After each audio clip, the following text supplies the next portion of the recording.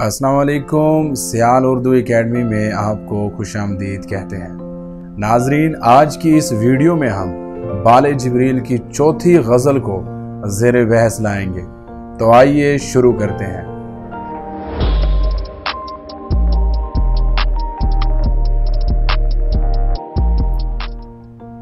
अजीज़ान मन, इकबाल कहते हैं, असर करे ना करे सुन तो ले मेरी फरियाद, नहीं है दाद का तालिब ये बंदा-ए आज़ाद। फरियाद से मुराद आहोजारी, दाद से मुराद शोहरत। अजीज़ान मन, इकबाल कहते हैं कि या अल्लाह, तूने हमें इस दुनिया में भेजा। ये दुनिया बड़ी मुश्किल है और इस दुनिया में हमारा अब जी नहीं लगता। ये दुनिया चूँकि तूने बनाई है इसलिए बिल्कुल ठीक बनाई होगी। अब हम तुझसे कोई शिकायत नहीं करने वाले, बस तुझसे ये दरख्वास्त करते हैं कि तू हमें इस दुनिया में सुकून अता फरमा। हम तुझसे इंसाफ भी तलब नहीं करते, कोई दाद भी तलब नहीं करते, बस तुझसे ये कहते हैं कि ये तूने दुनिया जैसी भी बनाई है, बस हमें इस दुनिया में तू सुकून अता फरमा। ये मुश्ते खाक, ये सरसर, ये वुस्अते अफलाक, करम है या के सितम तेरी लज्जते इजाद। मुश्त कहते हैं मुट्ठी को, खाक मट्टी को। मुश्ते खाक यानी इंसान, सरसर कहते हैं तेज आंधियों को और यहाँ इससे मुराद आजमाइशें। वुसअत कहते हैं फैलाव को, अफलाक फलक की जमा यानी आसमान। करम मेहरबानी, सितम ज्यादती। लज्जते इजाद से मुराद कायनात की तख्लीक की लज्जत।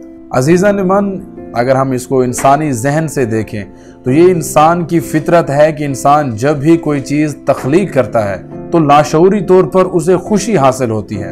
इकबाल भी यही कहते हैं कि या अल्लाह, तूने मुश्ते खाक यानी इंसान को बनाया, फिर ये सरसर हवाएं चलाई, ये वसीओ अरीज आसमान बनाए, इंसान के लिए कायनात तख्लीक की।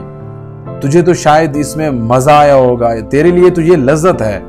अब हमें इस बात की समझ नहीं आ रही कि ये तेरी लज्जत इजाद हमारे लिए करम यानी मेहरबानी है या फिर ये हमारे लिए सितम है, ज्यादती है।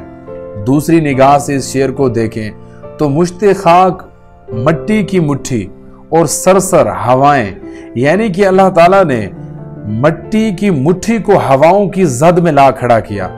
जिस तरह हवाओं के सामने मट्टी की मुट्ठी की कोई अहमियत नहीं होती, इसी तरह इस दुनिया में इंसान मुश्किलों और आजमाइशों में मुब्तला हो गया, इसीलिए वो परेशान हाल है।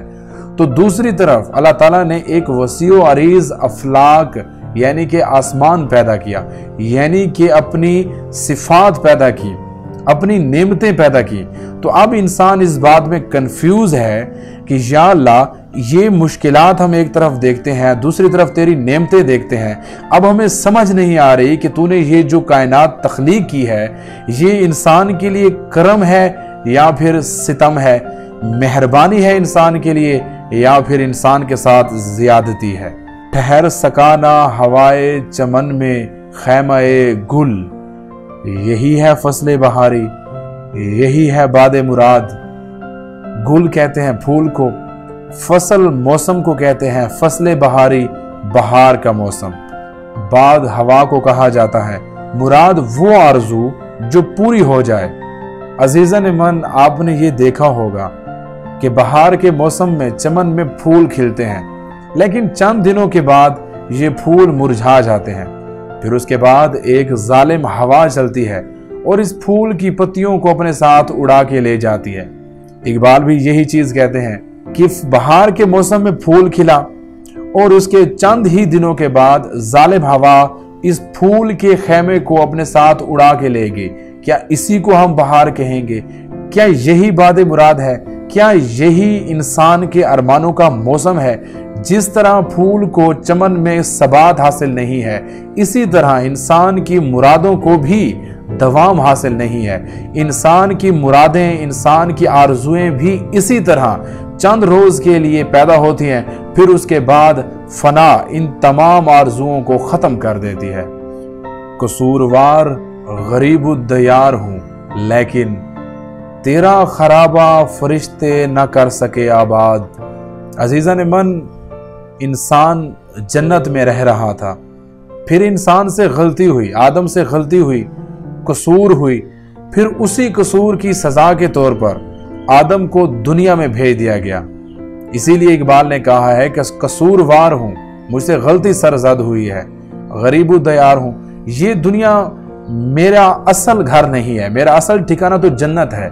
ये दुनिया एक मुसाफिर खाने की मानंद है, इसीलिए मैं यहाँ पे मुसाफिर हूँ। लेकिन एक बात तो तय है कि मैंने इस दुनिया में आके तेरे इस खंडर को आबाद कर दिया, और तेरे इस खंडर को तो तेरे फरिश्ते भी आबाद नहीं कर सकते थे। अगले शेर में इकबाल कहते हैं, मेरी जफा तलबी को दुआएं देता है वो दश्ते सादा, वो तेरा जहाने बेबुनियाद। जफा तलबी से मुराद इम्तहानों का मुकाबला करने की हिम्मत। पिछले शेर की तौसीक इकबाल यहाँ पे करते हैं कि या अल्लाह, जब मैं इस दुनिया में आया तो ये दुनिया एक खंडर की मानंद थी। यहाँ पे बड़े बड़े कोहसार यानी कि पहाड़ थे, यहाँ पे बड़े बड़े जंगलात थे। लेकिन जब मैं इस दुनिया में आया तो मैंने तेरी इस दश्त जैसी दुनिया को आबाद किया, इस खंडर को मैंने तरतीब दी और बड़ी खूबसूरती से इस दुनिया को सजाया, जो कि अब जन्नत बन चुकी है।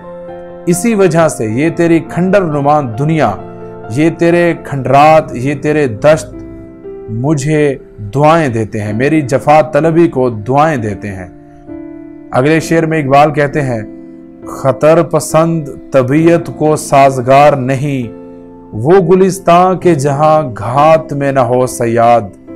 खतर पसंद से मुराद खतरों से खेलने वाला, साजगार रास आना, गुलिस्तान चमन, घात छुप कर वार करना। इकबाल कहते हैं कि मैं खतरों का खिलाड़ी हूँ, और जो खतरों के खिलाड़ी होते हैं, जो खतरों का सामना करने वाले लोग होते हैं, उन्हें फिर वो जगह पसंद नहीं आती, वो चमन पसंद नहीं आता जिस चमन में कोई शिकारी घात लगा कर ना बैठा हो। यानी जिनके हिस्से में जिद्दोजहद होती है, उन्हें फिर जिद्दोजहद के बगैर रहना पसंद ही नहीं आता। खतर पसंद तबीयत को साजगार नहीं, वो चमन, वो गुलिस्तां के जहां घात लगाकर कोई शिकारी ना बैठा हो।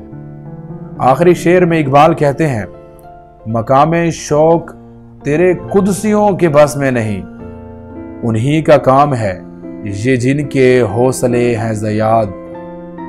अजीज़ान मन, मेराज की शब हजूर सल्लल्लाहु अलैहि वसल्लम जिब्राइल की रफाकत में जब 7 आसमानों से गुजरे तो सदरतुल मुंतहा के मकाम पर जिब्राइल ने हजूर सल्लल्लाहु अलैहि वसल्लम से कहा कि या रसूलल्लाह, इस मकाम से आगे मैं अगर एक कदम भी बढ़ा तो तजल्लियात की वजह से मेरे पर जल जाएंगे। लेकिन उसके बाद हजूर सल्लल्लाहु अलैहि वसल्लम अकेले अल्लाह ताला के रूबरू हाजिर हुए।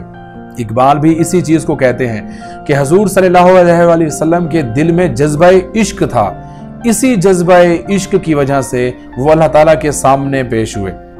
मकामे शौक तेरे कुदसियों के बस का नहीं, ये जज्बाए इश्क, ये मकामे शौक जहाँ पे इश्क रहता है, जहाँ पे अल्लाह ताला की जात है, ये इन फरिश्तों के बस की बात नहीं है, उन्हीं का काम है जिनके हौसले हैं ज़याद, और ये उन्हीं लोगों का काम है जिनके हौसले बुलंद हैं, जिनके दिल में जज्बाए इश्क है। अजीज़ान मन, इकबालियात का सिलसिला जारी है। अगली वीडियो तक के लिए एहसान मस्याल को दीजिए इजाज़त। अल्लाह निगहबान।